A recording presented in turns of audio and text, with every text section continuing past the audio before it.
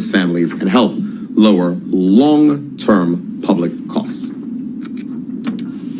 Make essential goods more affordable, Mr. Speaker, food, shipping, and local production.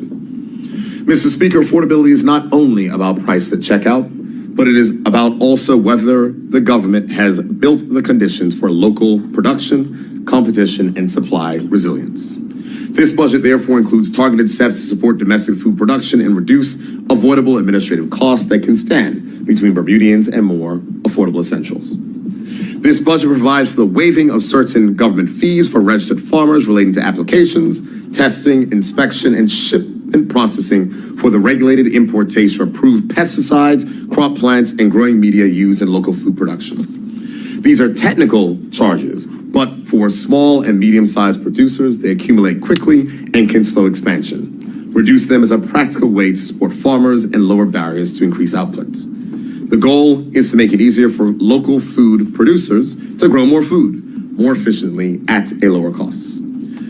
This step sits alongside wider efforts to support community-based food initiatives, streamline process for local producers, and explore additional shipping and logistics pathways to improve supply flexibility.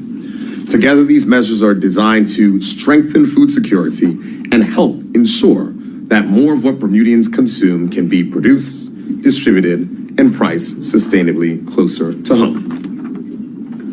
Moving on to cooperative legislation and the Cooperative Seed Fund, Mr. Speaker. Mr. Speaker, as this government prepares for the introduction of cooperatives legislation in Bermuda, this budget recognizes a practical truth. Legislation alone does not create opportunity unless it is matched with practical support. New legal frameworks only deliver results when people have the resource and technical help to use them effectively. This budget establishes a strategic investments envelope, a dedicated pool of funding designed to support future-focused initiatives in areas such as digital transformation, entrepreneurship, artificial intelligence employment, and food security. From within the strategic investment envelope, this government provides for funding to support the practical establishment and early development of cooperatives across the island.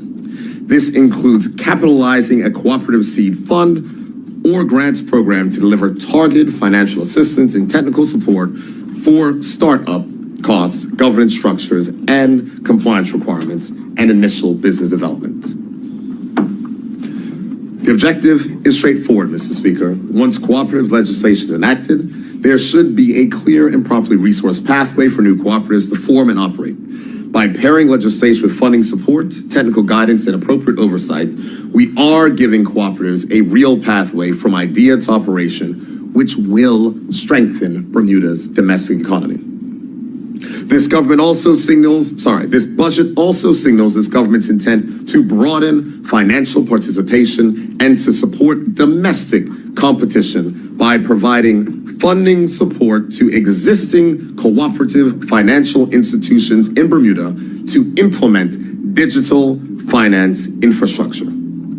Work in this area will proceed with regulatory readiness as a prerequisite. However, the goal, Mr. Speaker, is very simple: to support a more diverse local financial ecosystem. Mr. Speaker, none of these investments deliver results if the state itself cannot execute effectively. For that reason, this budget also targets core delivery capability. Resources are being provided to strengthen justice system capability and court modernization, including staffing support, process improvements, and enabling infrastructure to improve case throughput and timelines. An effective justice system underpins both social stability and economic confidence. Funding is also provided for coordinated upgrade in border, customs, coast guard, and immigration capability, including equipment modernization, training, and operational coordination. Securing borders and ports of entry is a basic state responsibility and essential to public safety and international credibility. Delivery capability within the public service is also being reinforced through continued investment in central policy coordination, ensuring that approved policies and funded projects are actually delivered successfully. In parallel, funded programs are already underway to strengthen public service talent and leadership pipeline.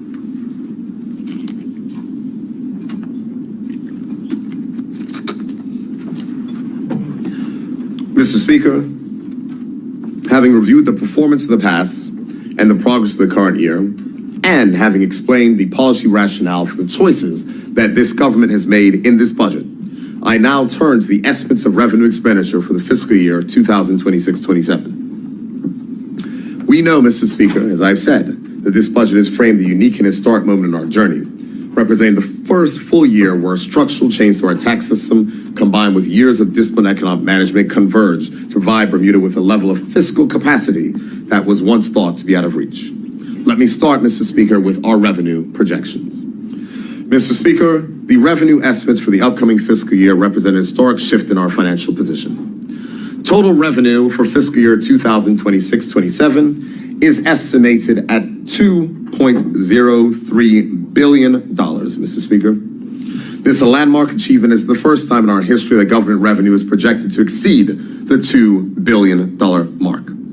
This represents a substantial increase of $596.3 million, or 41.7% over the original estimate for the current fiscal year.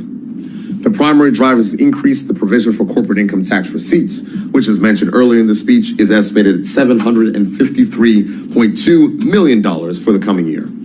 This performance is as a result of years of meticulous work by the Ministry of Finance and the Corporate Income Tax Agency, and also the International Tax Working Group, to ensure that Bermuda remains a premier jurisdiction while meeting our international obligations. Mr. Speaker, the government has remained committed to the principle of fairness. We promise to reduce the burden on Bermuda's workers.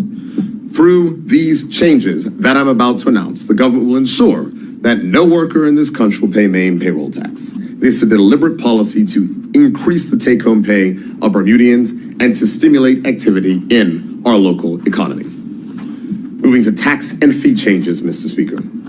I will begin with a simple fact. I think I've said it a few times already. No business in Bermuda will pay more in employer payroll tax in this budget, and no worker in Bermuda will pay more in employee payroll taxes. Every employer rate will either go down at its current level or will decrease. Similarly, the total tax bill for every worker on this island will go down. Every worker will go down. Let's go to employer payroll tax reductions. Mr. Speaker, the government is providing relief to employers, ensuring that they can reduce their costs of doing business. The following employer payroll tax rates will decrease effective the 1st of April, 2026. International business exempted undertakings, the rate will decrease from 10.25% to 9.75%. Large local employers that have remuneration greater than $1 million, the rate will be reduced from 10% to 9.5%. The rates will be reduced for all medium-sized businesses, that is with remuneration between $200,000 and $1 million, by 0.5%. Hospitality, which is hotels, guest houses, and restaurants, to support our vital tourism sector, that rate will be reduced from 5% to 4%. Retail special group, to support our retailers, that rate will be lowered from 6% to 5%. The Bermuda Hospitals Board and corporations of Hamilton and St. George, the rate will move from 3.5% to 3%. And, Mr. Speaker, importantly to note that nursing and rest homes will be added to this category to reduce their expenses as they care for a growing senior population. Self-employed caregivers, in line with our platform commitments, employer payroll taxes for self-employed caregivers will be eliminated. Support for seniors. The employer portion of payroll tax to be exempted on the first $96,000 remuneration for Bermudian employees aged 65 and over, initiatives to support seniors who want to remain in the workforce. And finally, Mr. Speaker, the local dividend exemption is being raised from $10,000 a year to $20,000 a year. The government is also maintaining the 0 or 1% rates for our small businesses, charities, and economic empowerment zones. As I said, Mr. Speaker, no entity in Bermuda will pay more in taxes under this budget. Now, Mr. Speaker, moving to the employee payroll tax. This government is delivering a comprehensive reduction of the tax burden for all people working in Bermuda. This will be achieved through a targeted adjustment of our marginal tax bands, ensuring that all workers have a tax reduction. Starting the 1st of April 2025, government is making the following adjustments to our marginal tax rates. Band 1, earnings up to $48,000 will be reduced from 0.5% to 0.25%. Band 2, earnings between $48,000 and $96,000 will be reduced by 1.5%. They will go from 9.25% to 7.75%. Band 3, earnings between $96,000 and $200,000. The marginal rate for this portion of income will move from 10% to 10.75%. Bands 4 and 5 will remain the same. Mr. Speaker, as I have to do every time we change payroll tax rates, because there'll be some persons who may want to misrepresent what is happening, so I'm taking my time to spell it out. Yes. So there's no confusion. Because yes, I know you like to confuse people, but just I want to get it right this time. Because our tax system is marginal, every worker, regardless of their total salary, benefits from the lower rates in the first two bands. And these savings more than offset the adjustment of the third band, resulting in a net tax cut for everyone. Everyone. Examples are as follows. A worker earning $48,000 will see their annual tax drop from $240 to $120, a 50% reduction.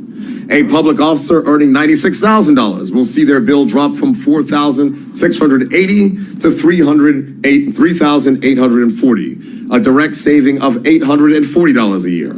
For a professional earning $120,000, the tax bill drops from $7,080 to $6,420, putting $660 back into their pocket. Yes, Mr. Speaker, everyone will pay lower taxes. Everyone. Targeted, huh? Mr. Speaker, I can't. Mr. Speaker, progress since 2017 delivering fairness. Mr. Speaker, we must also look at the long-term progress of this government. When taking office in 2017, the tax burden on our workers was the highest ever. The highest ever when we took office, Mr. Speaker. Now all working class Bermudians are paying far less in taxes than they were 9 years ago. In 2017, a worker earning $48,000 paid $2,280 in annual payroll tax.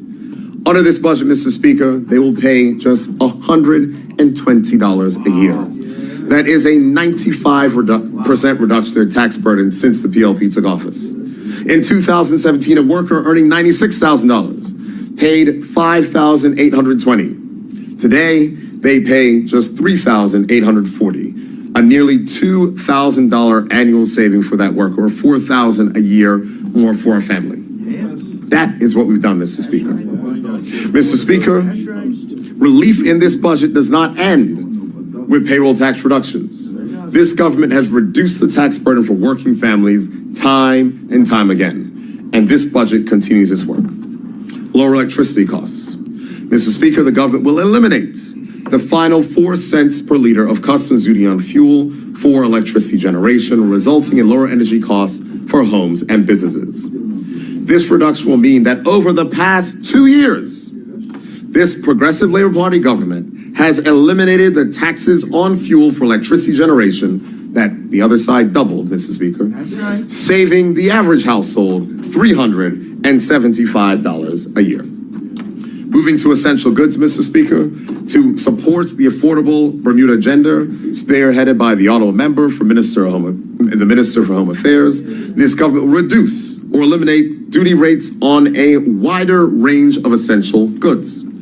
These include everyday household hygiene and cleaning products, infant nutrition and care items, core dairy products, bakery goods, grains, pantry staples, selected meats, and fresh produce. These are the basics that families purchase week after week, and this measure is designed to ease pressure at checkout counter and make a practical difference in the cost of living for Bermudian households. Moving on to vehicle licensing, Mr. Speaker, this government will keep its commitment to reduce private car licensing fees by a further 10%, effective April 1st. For Bermudian families, vehicle licensing is a fixed annual cost, and this reduction provides a direct and predictable relief. It is also a practical step towards lowering household expenses, ensuring that Bermudians benefit from the country's stronger financial position. Mr. Speaker, these measures are about one thing: putting money back in people's pockets and easing the cost pressures that families are feeling. Corporate income tax gives the ability to do that, and this budget ensures that Bermudians benefit directly. Mr. Speaker, further adjustments will be made to customs duty. Recent changes to reduce or eliminate duty on all motor vehicle parts and building supplies unintentionally missed some tariff codes. Those missing codes will be added and will be done during this budget session. Also, Mr. Speaker, as you know, we have an open budgeting process. People can write in for submissions following representations from Flores and Bermuda. And to support our hotel and hospitality sector, duty charge on imported fresh flowers will be reduced from 25% to 5%. Plenty of time for next year. We've been predicting that for a while. It ain't working very well, is it? I'm sorry, Mr. Speaker. The deputy leader for the opposition saying I'll be gone next year. I said he's predicting I'll be gone for quite some time. It's all right. Let me continue, Mr. Speaker. This budget, it's just getting warmed up right now. Mr. Speaker, current account expenditure, excluding debt service, is estimated at $1.25 billion. This is an increase of $137.7 million, or 12.4% over the 2025-26 original estimates. This figure includes a baseline expenditure of $1.12 billion and a provision of $124 million for strategic investments. The baseline expenditure represents the day-to-day costs of government services for all ministries, which will be detailed later in this statement. The government has maintained a disciplined approach to these costs. However, there are increases for all ministries tied to agreements reached with public sector employees, which results in salary and overhead costs rising, contributing to the sizable increase in baseline spending. Further contributors to the baseline current account increase are the mid-year allocations appropriated to ministries. These amounts have carried into the new fiscal year. And of course, Mr. Speaker, as those amounts were not full year amounts, some of those amounts are now higher because they must represent the value for the full year. Let me talk about, Mr. Speaker, transformational investments. Mr. Speaker, a stronger fiscal position gives the ability to invest in areas that shape the long-term well-being of our people. This budget allocates $124 million to strategic and transformational investments, primarily in healthcare, while also strengthening the capacity of our public service and investing in the future resilience of our economy. First, I will go to expanded healthcare support, $87 million. Mr. Speaker, in our 2025 general election manifesto, the government committed to prioritizing the health of our people. This budget delivers on that commitment with $87 million allocated to the Bermuda Hospitals Board, the continued role of universal health coverage, and additional investment in the Health Insurance Department to provide greater levels of healthcare access. A further $3 million is allocated to advance universal health coverage and digital health initiatives. This continues the work already underway to modernize how care is funded, delivered, and accessed. $14 million is carried forward to the Health Insurance Department to fund the expansion of health services under HIP and Future Care, including the already rolled out free annual health examinations and expanded prescription drug coverage. Further, and I want you to hear this, Mr. Speaker, the department will expand preventative access with an additional number of primary care visits with a set copay of $25. These are practical measures that reduce financial barriers to preventative care. The Bermuda Hospitals Board will receive $55 million in time-bound support to meet statutory, contractual, and operational obligations and to address near-term cash flow pressures. Mr. Speaker, hospital services are not optional.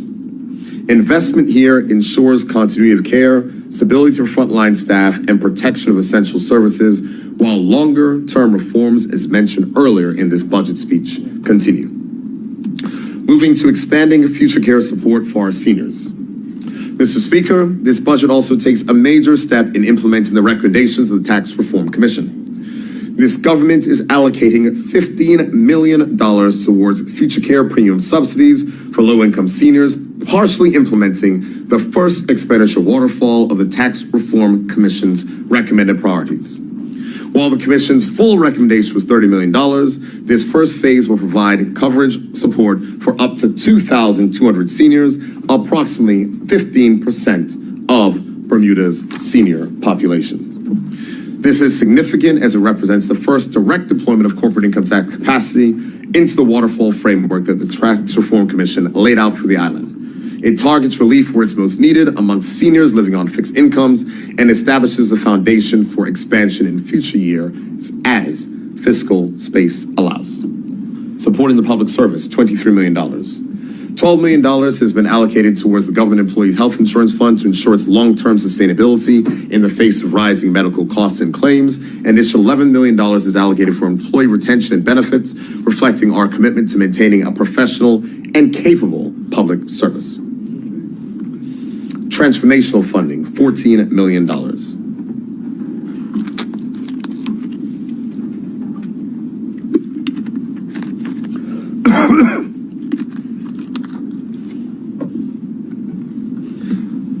Mr. Speaker, beyond healthcare, this budget establishes a $14 million pool of transformational funding to support strategic projects that strengthen long-term economic resilience and government productivity.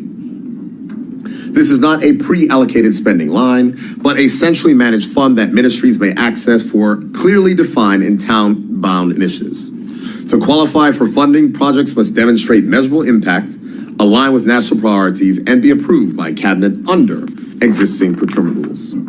Importantly, this funding does not create a permanent baseline obligation. It is deliberately structured as one-off funding and has not been automatically carried forward under the medium-term expenditure framework. This drives the need to ensure that priority reforms are accelerated without adding structural costs into future budgets. And of course, Mr. Speaker, strategic investments is done right. It should lower or at least moderate future costs.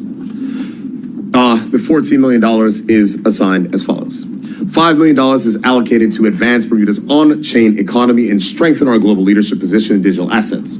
Projects will improve financial efficiency both inside and outside of government. $3 million is allocated to support entrepreneurship and cooperatives, strengthening local ownership and business formation. $3 million is allocated for the deployment of proven artificial intelligence projects within government to improve the efficiency of public services. And $3 million is allocated to enhance food security and supply chain resilience, reducing vulnerability to external disruptions. Mr. Speaker, this is how you translate fiscal strength into lasting change for the future. Now, Mr. Speaker, I would like to move on to the capital expenditure for this year's budget. Mr. Speaker, capital expenditure for the 2026-27 fiscal year is estimated at $182 million, Mr. Speaker. That is an increase of 32.2% or $32.2 million or 21% over the original estimate of the prior year. This is the largest planned capital program since 2008-2009, and it is another step forward towards increasing capital spending to the goal of 2% of GDP. As we know, Mr. Speaker, for too long, the government has been forced to stretch or try to stretch the life of critical assets because finances simply did not allow us what needed to be done. That approach, as we've all seen and experienced, comes with a cost and eventually shows up in breakdowns, delays, and risks to public safety. With our stronger fiscal position, we are now better placed to invest for the future while being more proactive on maintaining existing assets. This budget includes $9.4 million for the Swing Bridge, $8.8 million for the expansion of the Tynes Bay waste-to-energy facilities. These are national assets that must work as they affect the daily functioning of the country and they directly touch public safety and health. The government is also putting major resources into the facilities that serve families. This budget allocates $26.9 million to the Bermuda Housing Corporation to accelerate refurbishment and move new affordable housing units forward. It also contains $14 million in capital funding, which is a 71% increase for the Ministry of Education to upgrade facilities, invest in new technologies at our public schools and the Bermuda College. Mr. Speaker, the government is also investing in things people see and feel every day. $1.5 million has been allocated to address dangerous walls, $5 million for a continued aggressive roadworks program. We're also investing $1.4 million in solar PV for government buildings to cut energy costs, reduce emissions, and along with $3.5 million for new buses and $5.3 million for vital vehicles and equipment. Finally, Mr. Speaker, as I would say, a farewell gift to the wonderful members who I've served with in this House. This budget includes, for the first time, a $3 million allocation to community improvement projects. This funding will support projects in constituencies put forward by members of Parliament. Bigger capital projects should not just fund large projects, but also the smaller improvements that may improve the quality of life in Bermuda. At least one person's happy. Maybe just Shay will give the money. Mr. Speaker, debt service and guarantee management costs for fiscal year 2026-27 are estimated at $124.75 million, and this represents a decrease of $2.75 million or 2.5% compared for the original estimate for this current fiscal year. This reduction in our annual interest expense is a direct result of the proactive debt management strategy I have shared with this honorable House earlier today. And by utilizing our improved fiscal capacity to repay $605 million in senior notes in full, the government is successfully reducing the total amount of outstanding debt and consequently, of course, the cost of servicing it. While savings in this fiscal year are a positive step, our medium-term financial projections show that a result of the planned $605 million repayment, our interest costs are estimated to fall significantly to $102 million the following fiscal year. This means, Mr. Speaker, that this single decisive action to reduce the island's debt burden will save the taxpayers of Bermuda $25 million every single year in interest costs alone. It represents a permanent reduction in the cost of debt and a permanent increase in our ability to fund the priorities of the people. Mr. Speaker, this budget reflects the priorities that the government has set for the island, confirmed by the electorate in our election victory a year and 2 days ago. And most importantly, this budget funds the work required to deliver on those priorities.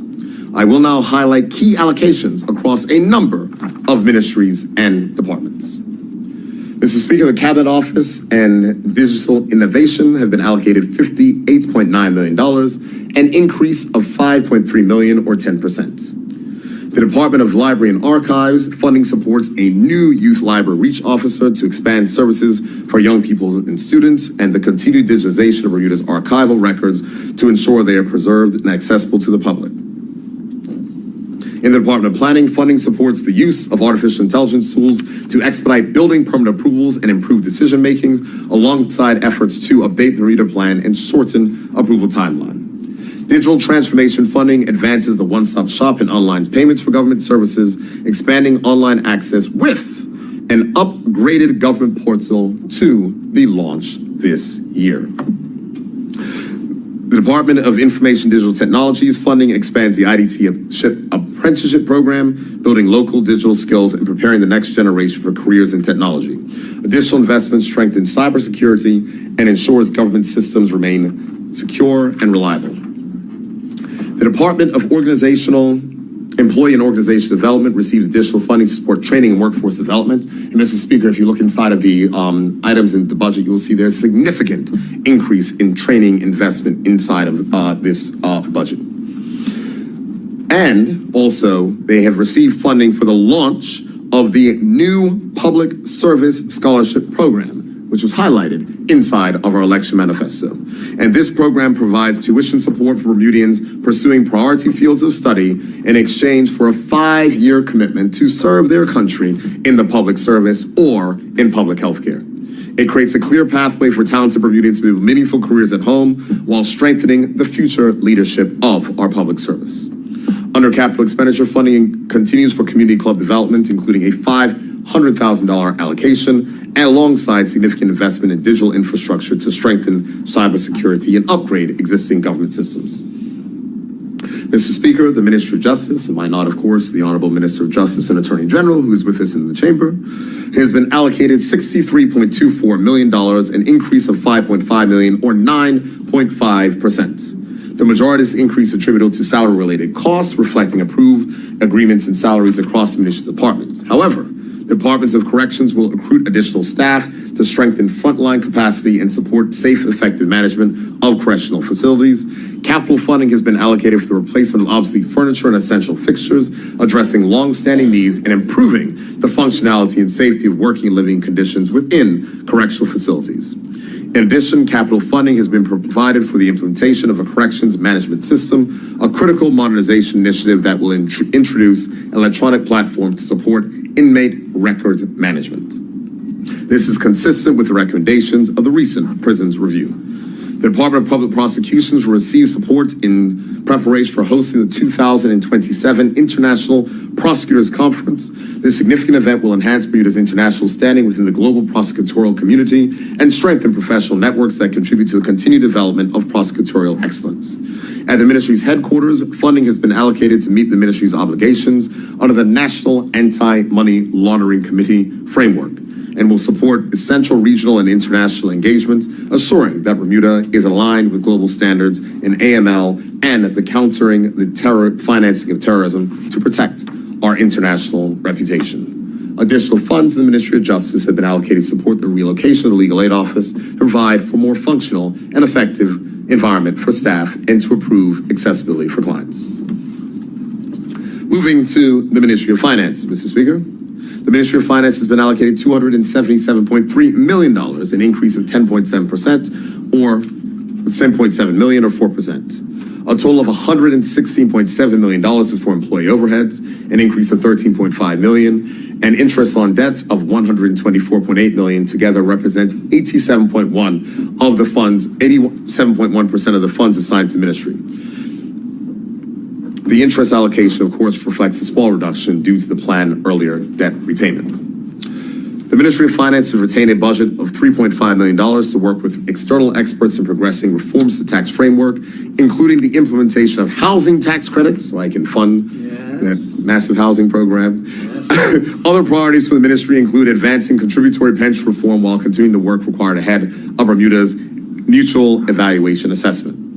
Having transferred the beneficial ownership register from the Bermuda Monetary Authority to the Registrar of Companies, we will advance the implementation of legitimate interest access in line with Bermuda's international commitments. The ministry has allocated $2.7 million in capital funding, primarily for IT upgrades throughout its departments. Moving to the Ministry of Education, Mr. Speaker. The Ministry of Education has been allocated $156.5 million, representing an increase of $7.3 million, or 5% over the prior year. Capital funding has been increased by 71%, supporting a stronger overall investment in maintenance and upkeep of all public schools.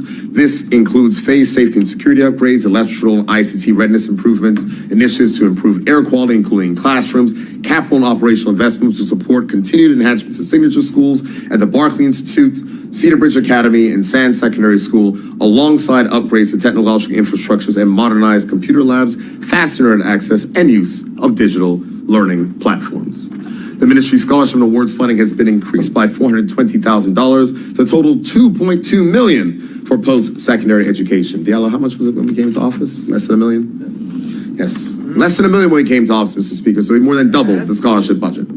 This expanded investment provides more opportunities for young adults to increase access to financial support and pursue tertiary education and training. The number of government scholarships will be increased by 2, specifically to support students demonstrating proficiency and interest in creative arts, important, Mr. Speaker, and also health and sports-related fields.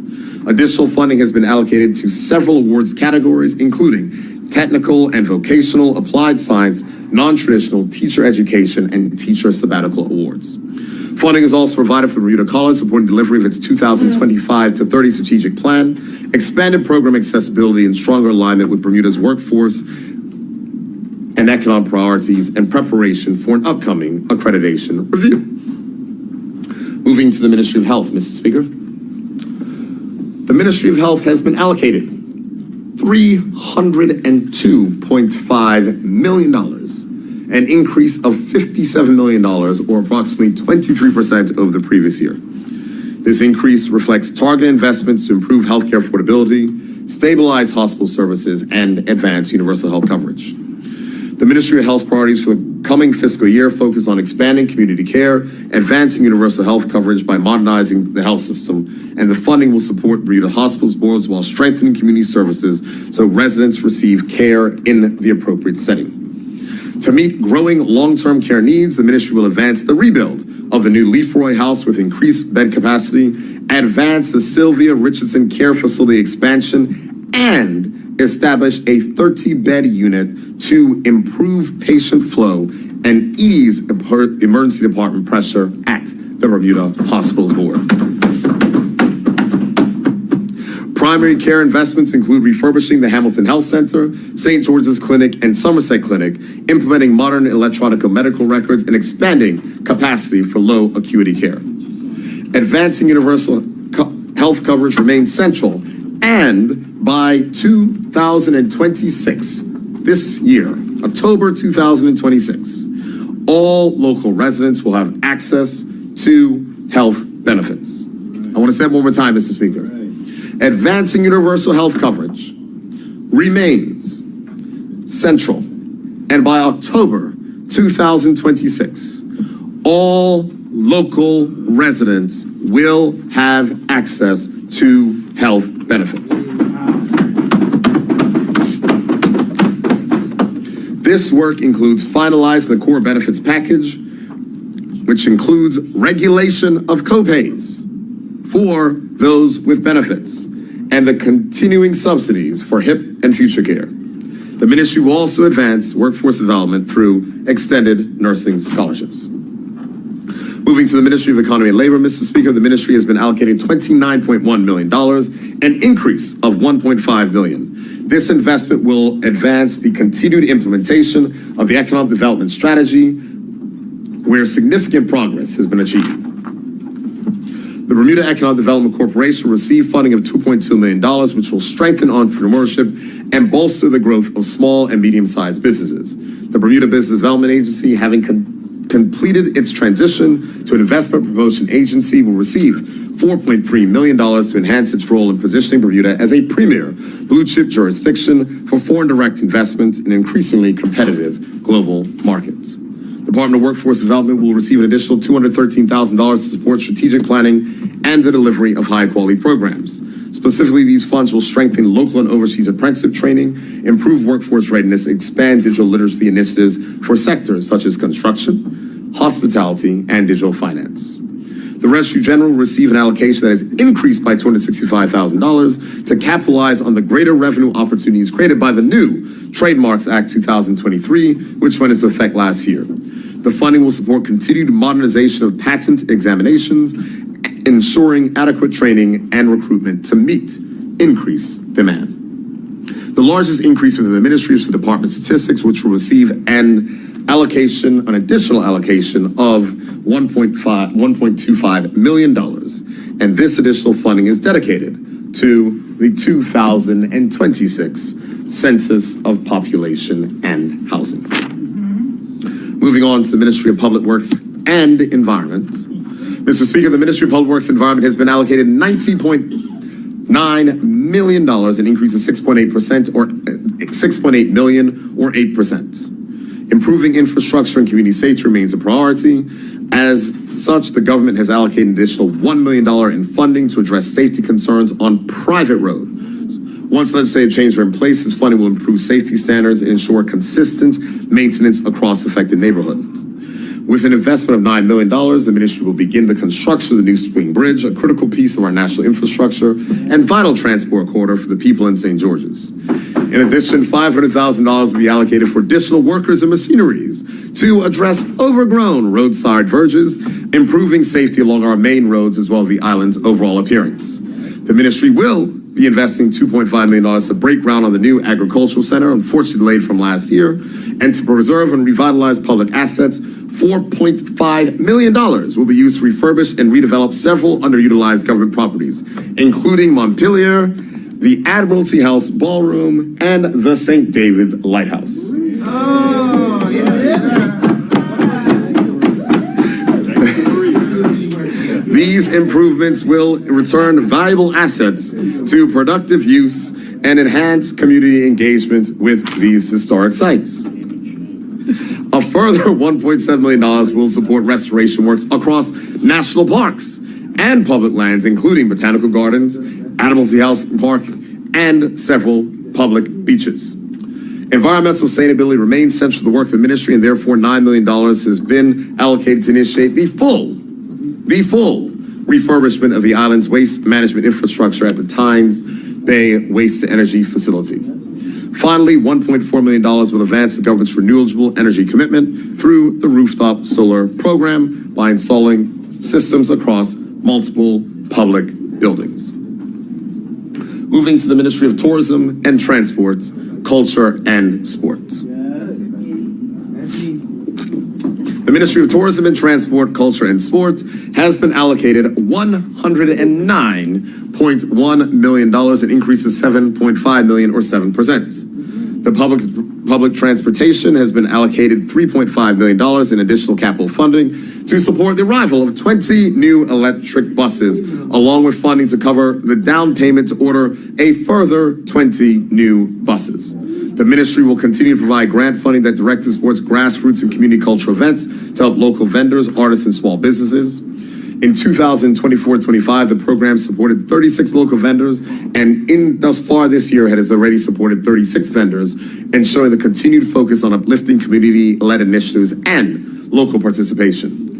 The Bermuda Tourism Authority will receive a $4 million funding boost, and this grant funding represents targeted investment to strengthen Bermuda's tourism sector with a particular focus on driving visitor demand during the months outside the summer season. Why is this important? Because this additional funding will support the expansion of the sales and marketing activities to effectively promote the 617 new hotel rooms expected to come online later this year due to the opening of the Fairmont Southampton property, Mr. Speaker. Gift for your friends. An overall increase of $759,000 has been allocated to the Department of Sport and Recreation's operating budget. Of this, $560,000 specifically designated to support the operation of the golf courses. The departments will continue to offer support to parents by offering Camp Connect again this summer, providing approximately 4,000 summer day camp access space for school-aged children during the summer break. The support of national sporting bodies and elite athletes also remains at the forefront, with over $2 million allocated towards those initiatives. In addition, $2.5 million in capital funding has been allocated to the National Sports Center to advance critical infrastructure improvements. These include the completion of repairs to the grandstand roof, pool cleaning and maintenance works, asphalting of the main parking lot, and upgrades to the north field lighting system. An increase of approximately $1 million of the Bermuda Airport Authority's grant funding is for operational budget, will support succession planning and development initiatives for the authority's aging professional workforce. And the Airports Authority capital budget will increase, which will also resource critical projects for IT and cyber resilience related initiatives, structural health and safety, and important for me, and I'm sure many people in this country who always look at that site and get upset when it goes down, upgrades to the Bermuda weather radar. The Ministry of National Security has been allocated $137 million, Mr. Speaker, an increase of $9 million or 7%. This increase will provide funding to cover the salary increases awarded to all government employees, but will also enable departments to continue their recruitment drives to fill vacant posts in critical areas within the Bermuda Police Service, Customs, the Bermuda Fire Rescue Service. Moreover, this additional funding will enable the Royal Bermuda Regiment to increase its border protection and maritime operations via recruitment for new posts within the Coast Guard. As part of the National Violence Reduction Strategy, Ministry Headquarters has been allocated funding to continue its support for outreach and counseling services to the community. This will provide support for education programs and anti-violence campaigns, as well as individual and family counseling and support services, all of which are aimed at reducing violence in the community. As mentioned earlier, funding has been allocated to Bermuda National Drug Control for its adolescent substance abuse treatment program. This is to address the fact that at present there is no specific addiction treatment program designed to provide services to adolescents between the ages of 10 and 18 years, and that will be fixed inside of this particular budget. Capital funding of $9.3 million has been allocated for 2026-27, and this funding will cover the cost of purchasing new vessels for the Coast Guard As well as the completion of the Coast Guard maintenance shed, this allocation will also fund the purchase of a new truck for the Bermuda Fire and Rescue Service, continue renovation of the police headquarters in Prospect. In addition, capital funding has been allocated to Customs for the construction of the scanner hall and docks, and it's not here, but will also complete the deployment of the speed camera system. Mr. Speaker, the Ministry of Youth, Social Development and Seniors has been allocated $97.2 million, an increase of $6 million or 6.6%. New funding will establish a disability unit within the Aging Disability Services for enhanced care in alignment with the UN Convention on the Rights of Persons with Disabilities. This new unit will support accessibility and inclusion policy services and awareness for individuals living with disabilities. Amendments to the Child Daycare Allowance Act will boost assistance for families with multiple children under age 4, improving affordability for working parents. The income threshold for financial assistance pensioners has been increased from $500 to $800, and this budget will support that increase, enabling recipients to retain more income. A National Youth Council will ensure young Bermudians' voices are considered in policymaking, and this budget provides more avenues for youth engagement in civic affairs, promoting leadership opportunities, and soliciting feedback through community events and forums. The Charities Act will also be modernized to strengthen AML and counterterrorism measures, protecting nonprofits from exploitation, and increased funds will support nursing homes and homelessness initiatives with a comprehensive strategy to prevent and address homelessness through early intervention and essential services. Capital investment will continue with the development of a new senior daycare facility at the former Gilbert Institute site in Pageant, and this will provide structured day programs and respite services and recreational activities for seniors. Moving on, Mr. Speaker, to the Ministry of Home Affairs. The Ministry of Home Affairs has been allocated $6.6 million for the next fiscal year, representing an increase of $800,000 or 14%. The budget moves from foundation to sustained delivery, translating the framework established in 2025-26 into the institutional capacity and legislative reform that the public has requested. This new budget will fund a new policy analyst hired to address a critical staffing gap and advance the implementation of affordability initiatives that emerge from public engagement, including the expansion of the Grow, Eat, Save program, which addresses food security. A residential rent registry covering all rented units will be established to protect residents against unfair and arbitrary rent increases, responding to the housing concerns that top the public's list of priorities. A human resources structure will also be developed for consumer affairs to support piloting the transfer of consumer protection functions other than housing to the regulatory authority, which will strengthen market oversight for residents and businesses. The Department of Energy will receive an additional allocation to support the implementation of the government's energy policy and the diversification of Bermuda's energy sector, including the hiring of a renewable energy and business innovation officer to support Bermuda's energy transition and develop strategies for emerging industries. Allocated fund will also be used to invest in the next generation of Bermudians, to expanded bursary support for succession planning, and to build technical, commercial, and policy expertise within the Department for Energy Transition. Capital investment will also modernize the Land Title Registration Department's IT system and advance a pilot community solar project to expand access to clean, affordable energy for residents.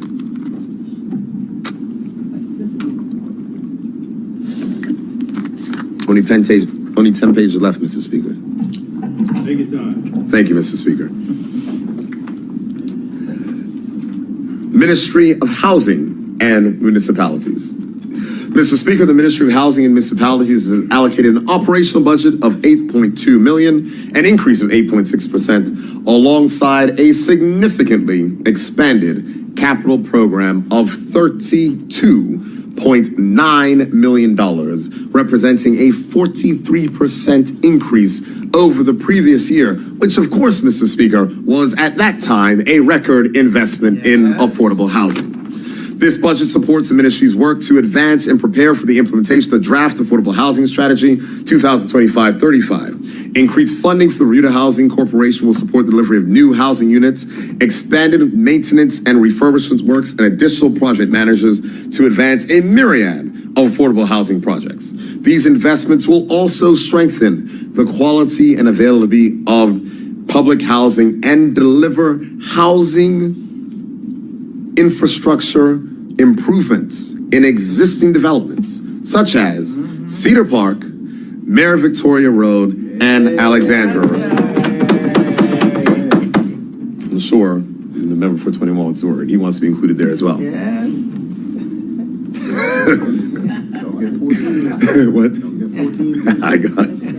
Over the last several months, the government has been developing a comprehensive affordable housing strategy while also undertaking detailed research into modern construction methods and engaging with companies capable of delivering these solutions, including precast concrete and modular construction. Through this work, more than 30 potential sites have been identified, along with a first phase of development that is ready to proceed and capable of making material impact on the island's housing needs. I want you to hear this, Mr. Speaker. 3 priority sites have now been confirmed, namely the Albert and Victoria Row housing sites owned by the Bermuda Land Management Corporation and a vacant government-owned site adjacent to Dr. Can Park in Southampton. Financing in the near term will be provided through local financial institutions, supported by a government letter of guarantee for up to $90 million for the immediate delivery of housing, Mr. Speaker. That covers the ministries, Mr. Speaker. I will now move on to pension reform before I close out today's address. Mr. Speaker, last year this government said,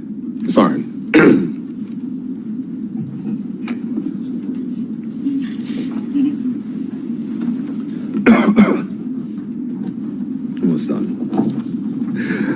Mr. Speaker, last year this government did what many said could not be done by taking on the long overdue reform of the Public Service Superannuation Fund. And this government delivered it. For more than a decade, the sustainability of that fund hung over the public purse and over the country's finances. People talked about it, reports were written, promises were made, but the hard decisions were avoided. Through Public Service Superannuation Stabilization Amendment Act 2025, the government acted. We stabilized the fund and we put the pension plan on a stronger footing for the long term. Mr. Speaker, this matters because the pension promise matters. It matters to the teacher in the classroom, the nurse on the ward, and the police officer patrol, and the firefighter who answers the call. These are people who keep Bermuda running, and whether they serve this country, and however they serve this country, they deserve the certainty that their pension they earn will be there. Mr. Speaker, with the fund stabilized, the government is now able to address the matter that public sector retirees have raised with me repeatedly, and I'm sure with other honorable members.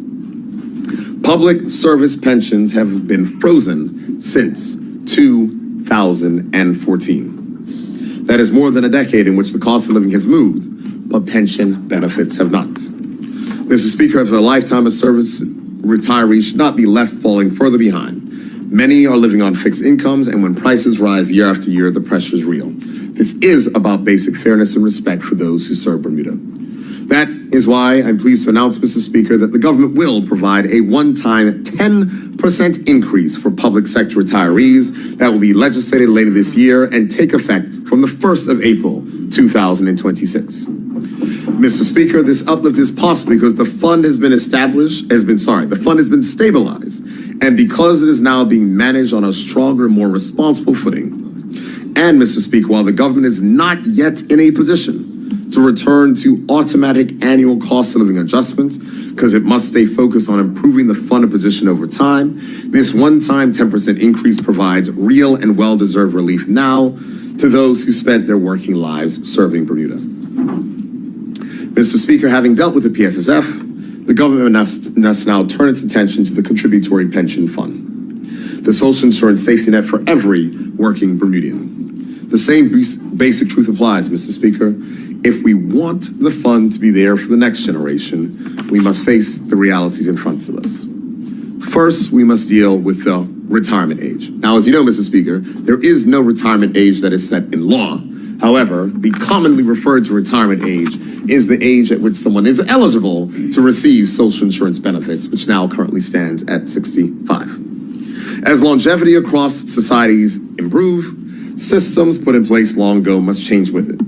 That means that just as with the PSSF, there'll be need to gradually increase the age as which one receives social insurance benefits. Second, as I stated many times, we must modernize the way contributions are collected. For too long, the burden has been shared in a way that is not fair, or just. The cashier should not be paying the exact same a month as the owner of a supermarket. Moving towards a percentage-based approach with suitable cap is a more modern and progressive and fair approach. Mr. Speaker, the government intends to bring forward a position paper on the reforms in this session as we progress towards legislating the changes. It's important to note, Mr. Speaker, because we have an open budget process and we take into account the feedback that has come from the business sector around these changes. Businesses have asked for a pause on the implementation of changes.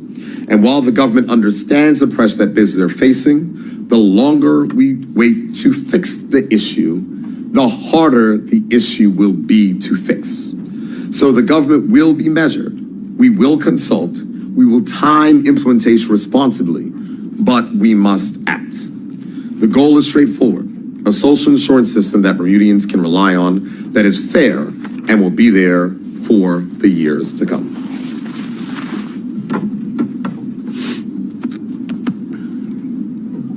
Mr. Speaker, before I conclude my presentation today, I must thank the persons who made the delivery of this long speech today a reality. Though I serve as Premier Minister of Finance, today I stand here as a representative of this government.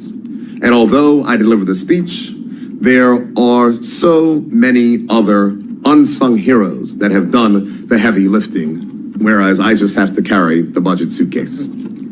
I wish to give my thanks to the ministers of this PLP government, some of whom I have served with nonstop for almost 9 years. I must recognize the honorable members of the government backbenches whose input helped form the policies put forward by this government today. I thank the hardworking public service executive, the heads of departments, and the ministry controllers whose work ensures that we complete the estimates of revenue expenditure in good time. I would also like to thank the public officers who deliver government services to the residents of Bermuda, and to those who deliver services to the ministers of the government. I especially remember at this time the late Gwen Johnson, who was well known to all in this chamber for her expertise, having drafted most of Bermuda's recent financial services legislation, and was here in this chamber, Mr. Speaker, the last time we were here and meeting. Her untimely passing leaves a void that is hard to fill, and as a reminder that no matter the role that we play, all of us in public service sacrifice for the greater good. Mr. Speaker, this speech would not be possible without the work of the Honorable Member for Hamilton West, the Honorable Wayne Livingston Ferbert. We have worked together on many a budget, even when he was not in finance. When I needed help, I would just call Wayne. Thank you, Honorable Member, for working with me and the team and for filling the void sometimes left in the Ministry of Finance so ably. Mr. Speaker, I would like to also thank the team of the Ministry of Finance, led by the Financial Secretary, Mr. Chito Fuegos, who's with us today, who support the work of the Minister of Finance in preparing the annual budget. I wish to extend a special thank you to the members of the Budget Office, led by the Budget Director, Ms. Tina Tucker, and the Communications team, who have to work late hours to make sure that the budget is printed and turned around on time.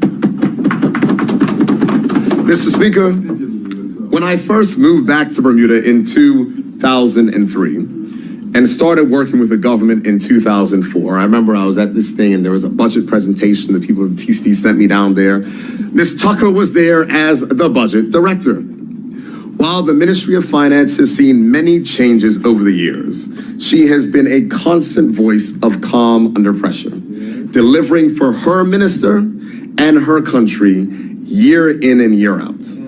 Mr. Speaker, I understand that Ms. Tucker's time of public service may be coming to an end. And given that in this case is the case, I ask for all of us in this honorable chamber to thank her for her service to Bermuda.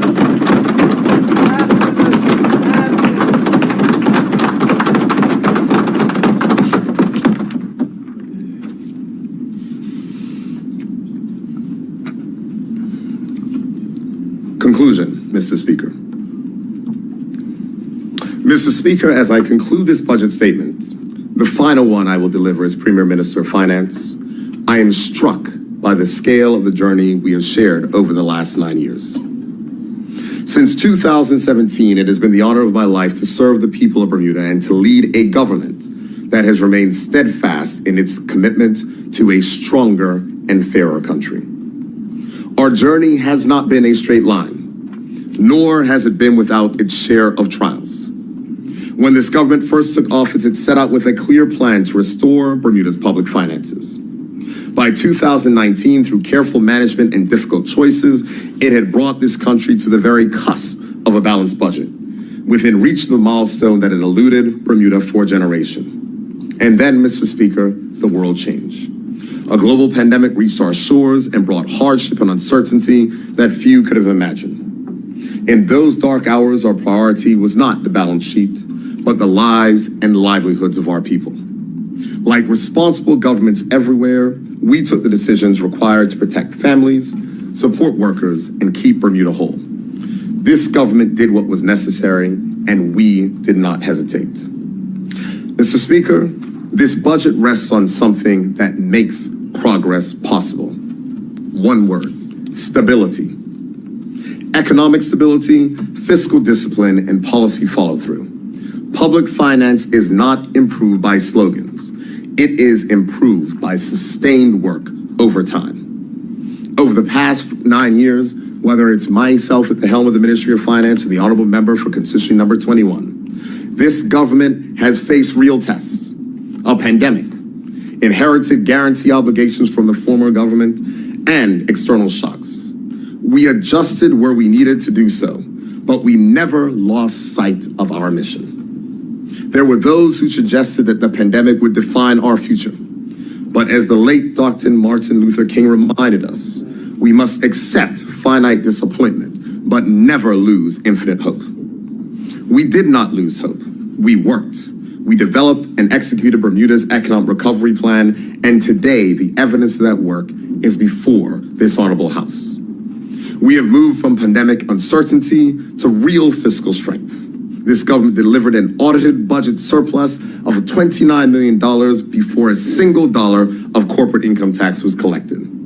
We are now using that strength to deliver the largest tax cut for workers in Bermuda's history, with some workers paying 95% less payroll tax than they did when we took office in 2017. And today, as I've announced, this government will repay $605 million of debt in full, reducing gross debt by 18% and cutting our annual interest costs by 20%. Mr. Speaker, Bermuda is well positioned for the future. We know that there are challenges ahead, but we also know that we have built credibility, stability, and a clear strategy, not only in international business, but as a recognized leader in digital finance and the innovation that will define the next era. Responsible choices are not always dramatic or headline generating. Often they are measured, sometimes they are cautious, but over time they protect a country's finances and expand opportunity in a way that lasts. The decision of this budget to establish a sovereign wealth fund and a stability fund are decisions rooted in responsibility, acts of planting for a future that we may not personally inhabit, but one that our children surely will. This success, Mr. Speaker, belongs to the people of Bermuda. Those who have worked, those who have struggled, those who have persevered, and those who never lost belief in what this country could be. There is an old proverb, Mr. Speaker, that says, "A society grows great when its people plant trees in whose shade they shall never sit." Mr. Speaker, today this government is planting those seeds. As we look towards the horizon, let us do so with confidence in the foundations that have been laid. It has been a long road since 2017 to this moment, but we have reached it together. Mr. Speaker, last year our manifesto was entitled, "Building a Fairer, More Stable, and Affordable Bermuda." That was not simply a slogan. It was a commitment to our people, one that this budget delivers on today. Mr. Speaker, this budget strengthens our island home for the years ahead by protecting stability, expanding opportunity, and making Bermuda more affordable for working families. And it is my privilege, on behalf of this Progressive Labor Party government, to commend the estimates of revenue and expenditure to this honorable House. Thank you, Mr. Speaker.